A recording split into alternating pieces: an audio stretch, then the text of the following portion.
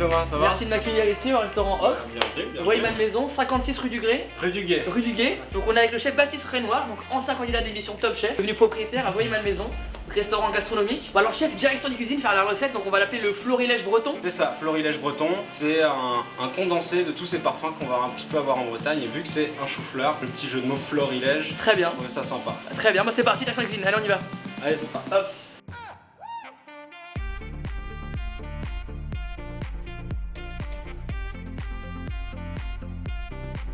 Donc chef, donc là on a pris donc les produits pour la recette, donc le florilège breton. Donc décrivez-nous un peu les produits. J'ai vu qu'on avait du lait ribot de côté à votre origine. En fait cette recette c'est un chou-fleur. D'accord. Un beau chou-fleur là de chez Élise Riant, qui est un producteur bio pleine terre qui est à 5 km du restaurant vers Carrière-sur-Seine Montesson. Un super produit. On va pocher dans du lait ribot. Le lait ribot, les bretons, avec pas mal de laurier. Je trouve que le laurier ça rappelle un peu ces parfums terre, un peu sauvages de Bretagne. Quelques pruneaux, de la laitue de mer, du beurre de micelle évidemment. Côté breton. Le fenouil sauvage, on va retrouver pas mal sur toutes les côtes sauvages en Bretonne qu'on peut cueillir naturellement. Et une petite poudre d'algues que j'ai préparée la veille parce que sinon on n'y serait pas encore arrivé. Très bien. Et l'élément magique? Ah, l'élément magique c'est la capa. La capa. Qui va nous permettre de faire ce petit gel de laurier qui va venir condimenter le chou-fleur. Bah très bien, bah c'est parti, on y va? On y va, c'est parti. Ok.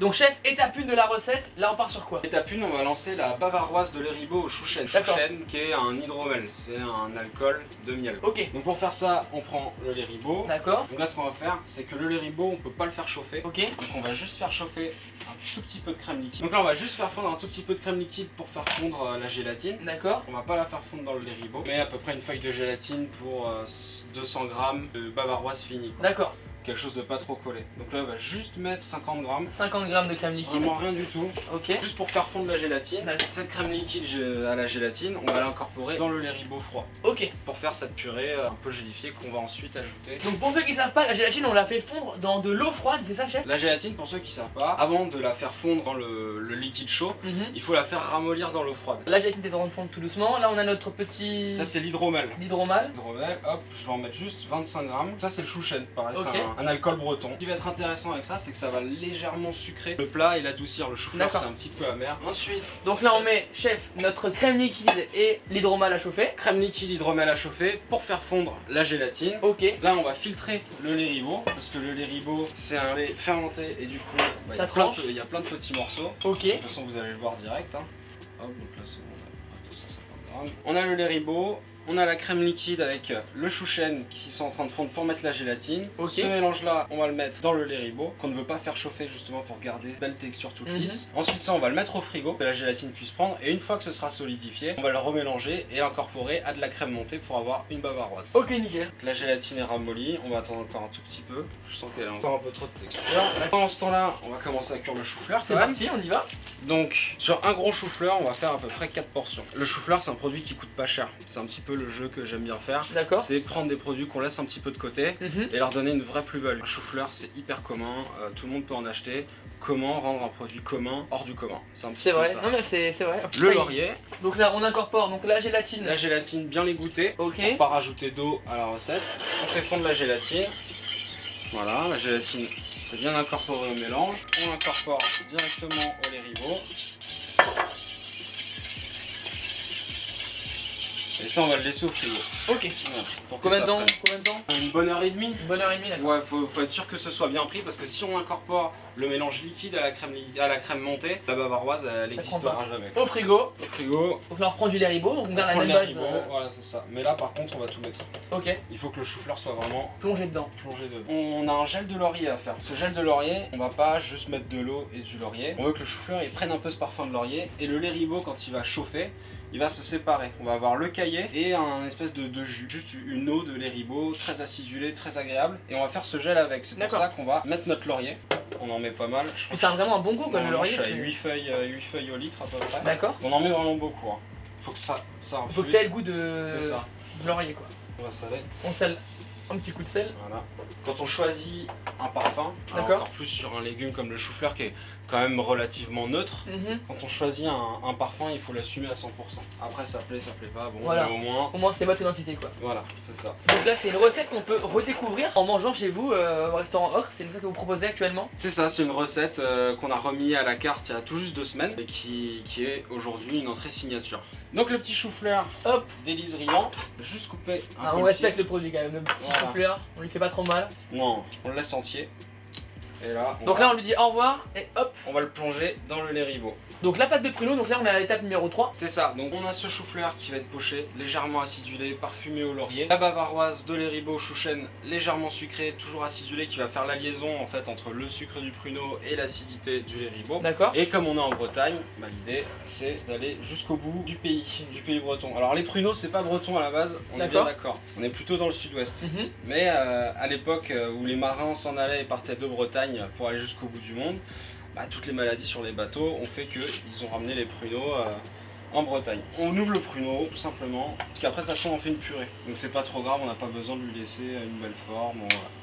C'est vrai qu'il y a des restaurants où on enlève les pépins des raisins, les noyaux des cerises à la pince à épiler. Ouais. Non là, j'ai décidé d'arrêter de trop m'embêter quand même. Donc là, chef, on prend un petit thermomix. Thermomix, blender. Voilà, tout le monde a ça à la maison. Pour les moins riches. Voilà. On va mettre un petit peu d'eau, un petit filet d'eau Donc là- pour aider à mixer. Voilà. Voilà.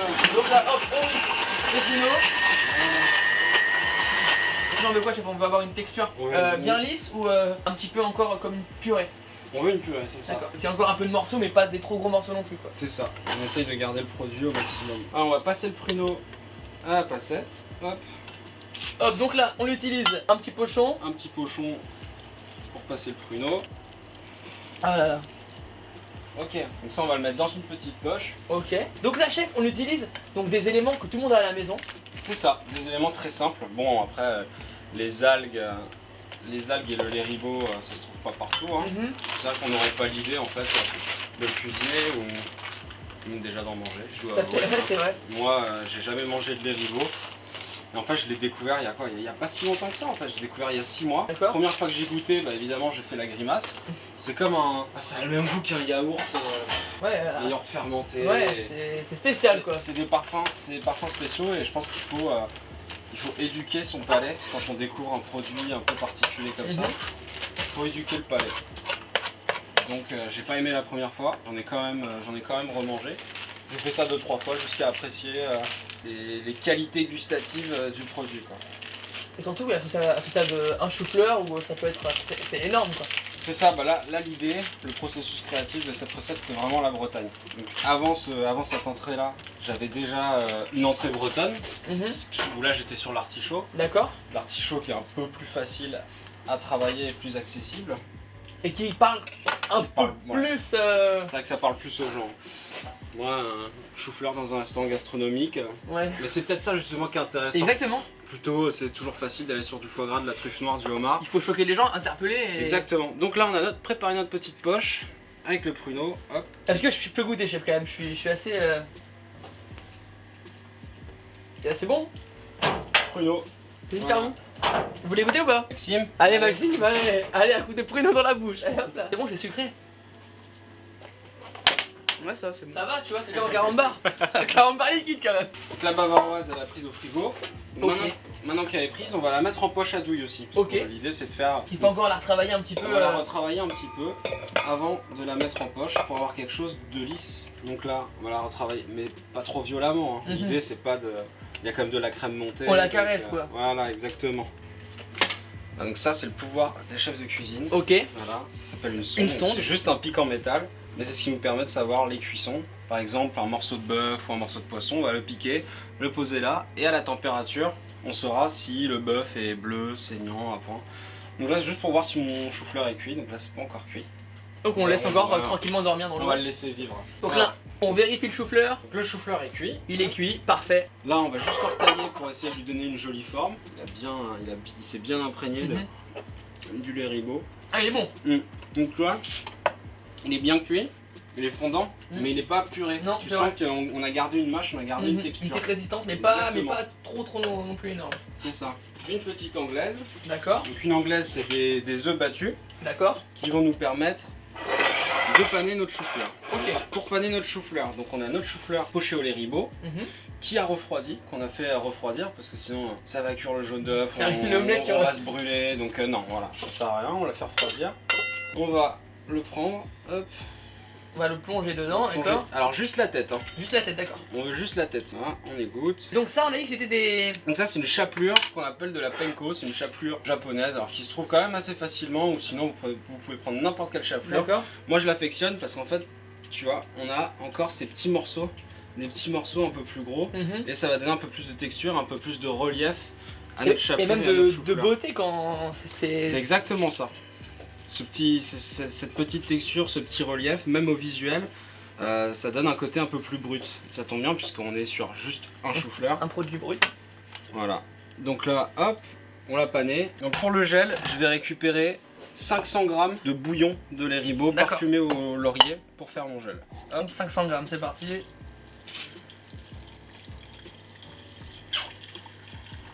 « 500 g pile. Donc là on a dit qu'on prenait de la capa. Voilà, de la capa. Hop, donc on va tout mettre. Donc là on a 5 g. Pour 500 g. Voilà, on a à peu près 1 gramme, 100 g. Donc là on part chauffer la capa. Exactement. On a rajouté une petite feuille de laurier parce que... Pour remettre un coup de fraîcheur. Voilà. Donc on a notre bouillon de lait Ribot au laurier qui a bouilli avec la capa. Et qui a un peu une texture, je dirais pas sirupeuse mais... C'est ça, la capa, ça a commencé déjà à s'activer. Donc là, on va la faire refroidir. D'accord. Donc là on prend les algues. Voilà, on prend les algues directement venues de Bretagne. Dans le petit bouillon. Dans le petit bouillon, pour ramener ce petit goût iodé qu'on aime tant. Hop. Donc là, on passe au petit mixeur. Thermomix. On peut le faire aussi à la maison avec le robot. Donc là, on le passe dans un petit cul de poule. Voilà, pour récupérer vraiment que le bouillon qui va se transformer en gel. D'accord. D'ailleurs, tu vois, c'est instantané. Hein. Au contact du froid de l'inox, alors que c'est encore chaud. Hein. Là, donc là, pendant que ça refroidit, on va le mixer. Ça va nous permettre d'avoir homogène. Voilà, ce côté gel homogène qu'on cherche.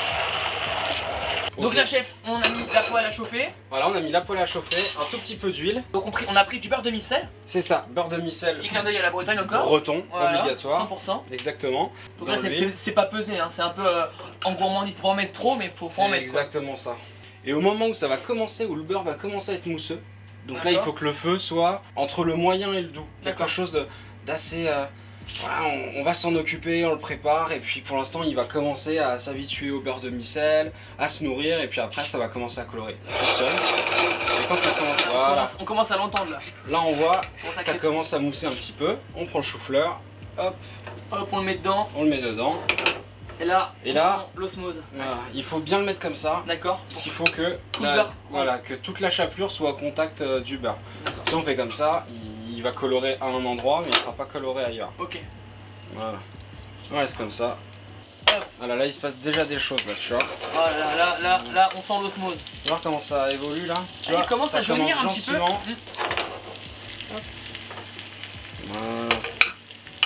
Il y en a qui mettraient dans la friteuse.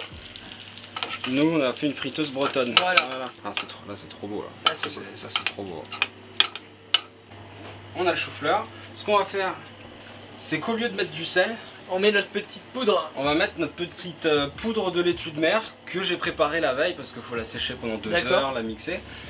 Et donc c'est ce qui va nous permettre d'assaisonner notre chou-fleur mais sans mettre du sel. Le sel c'est pas drôle, donc petite signature bretonne, voilà. Hop.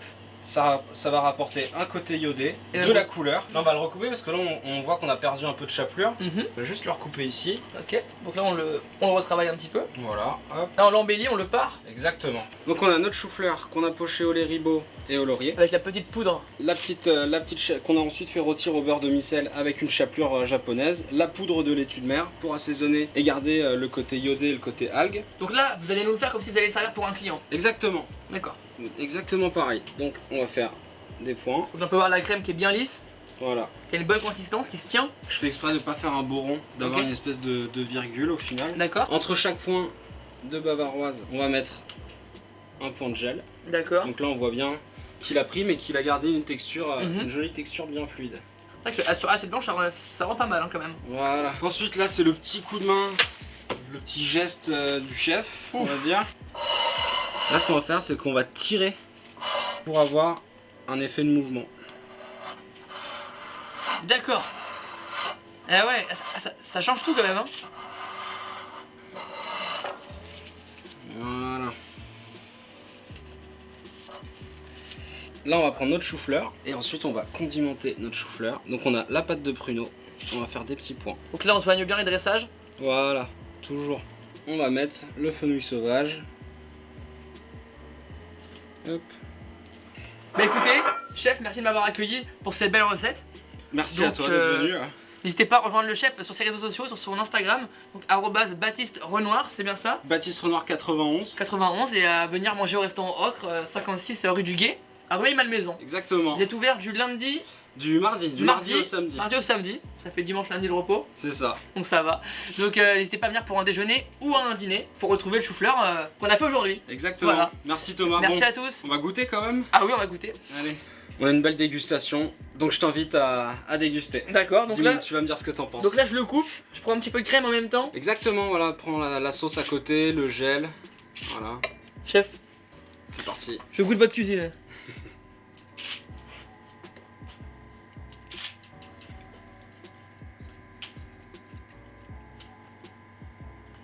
Alors, Très bon. très bon.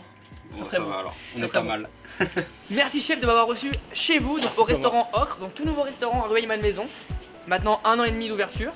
Donc nouvelle clientèle, des nouveaux menus. Donc là on a un menu dégustation en 5 ou 7 services pour découvrir des produits nobles travaillés par un breton un petit peu touche robuchonienne, pas trop, C'est en mettant ça. votre touche. Donc voilà, donc c'est 56 rue du Guet, à Rueil-Malmaison.